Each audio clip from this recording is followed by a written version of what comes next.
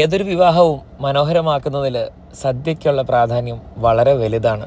സമയബന്ധിതമായിട്ട് എല്ലാ വിഭവങ്ങളും പാകം ചെയ്തിട്ട് വിളമ്പാൻ പാകത്തിന് കലവറയിലേക്ക് എടുത്തു കൊടുക്കുക എന്ന് പറയുന്നത് വളരെ ശ്രമകരമായിട്ടുള്ള ഒരു ജോലിയാണ്. അടുക്കളയിലെ വിഭവങ്ങളെല്ലാം ഫിനിഷിംഗ് സ്റ്റേജിലേക്ക് ആയിക്കൊണ്ടിരിക്കുമ്പോൾ മുകളിൽ നമ്മൾ ഗസ്റ്റിനെ വെൽക്കം ചെയ്യാനായിട്ടുള്ള ജ്യൂസ് കൗണ്ടറും ചായ കൗണ്ടറും സ്നാക്സ് കൗണ്ടറും ഒക്കെ ഓപ്പൺ ആയിട്ടുണ്ടായിരിക്കും. അങ്ങനെ ബ്രൈഡും ഗ്രൂമും സ്റ്റേജിലേക്ക് എത്തിക്കഴിഞ്ഞാൽ പിന്നെ നമുക്ക് നമ്മുടെ കാര്യങ്ങൾ ആരംഭിക്കാം, വിളമ്പി തുടങ്ങാം. സദ്യ വിളമ്പാനായിട്ട് എടുക്കുന്ന ഇലയുടെ വലുപ്പവും ഒരു പ്രധാനപ്പെട്ട ഘടകമാണ്. കാരണം എല്ലാ വിഭവങ്ങളും വിളമ്പാനുള്ള സ്പേസ് ഇലയ്ക്കകത്ത് ഉണ്ടാവണം.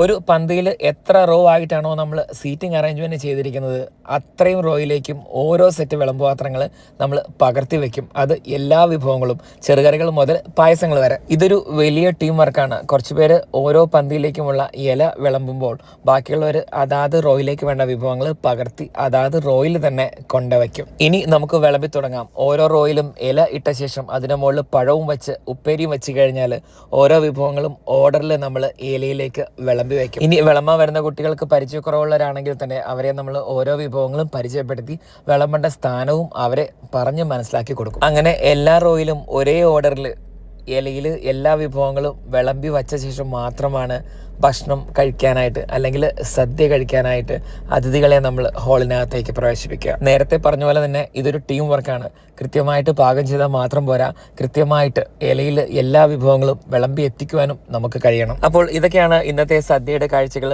ഇനി സദ്യ എൻക്വയറീസ് ഒക്കെ വരുന്നുണ്ടെങ്കിൽ നിങ്ങൾ ഇപ്പോൾ സ്ക്രീനിൽ കാണുന്ന നമ്പറിൽ മാത്രം കോൺടാക്ട് ചെയ്യുക. വീണ്ടും കാണാം പുതിയ ചില വിശേഷങ്ങളൊക്കെ ആയിട്ട്. അതുവരെ എല്ലാവർക്കും ഹൃദയം നിറഞ്ഞ നന്ദി, നമസ്കാരം.